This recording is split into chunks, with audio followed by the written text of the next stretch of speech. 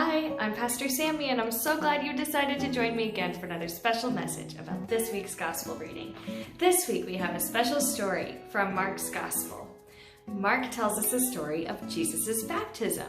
That's right, Jesus was baptized just like you and me. Jesus was about 30 years old when he was baptized, and he was baptized in a river by John the Baptist. Now maybe that's a little different from your baptism, but same idea.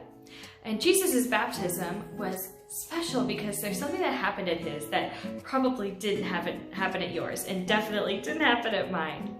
At Jesus' baptism, the heavens were torn open, and the Holy Spirit descended like a dove on Jesus, on his head or his shoulders, I don't know. Imagine what that would have looked like for the heavens to be torn open, for the Holy Spirit to descend on him like a dove. Then he heard God's voice say to him, "Jesus, you are my son, my beloved, and with you I am well pleased."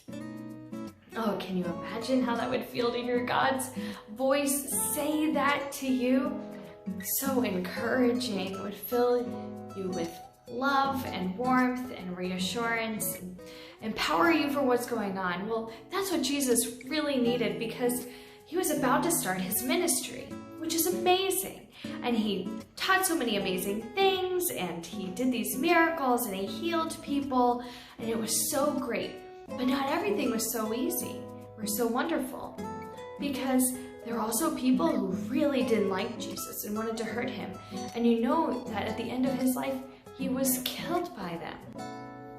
So God sent Jesus into this wonderful but hard season of his life with this blessing.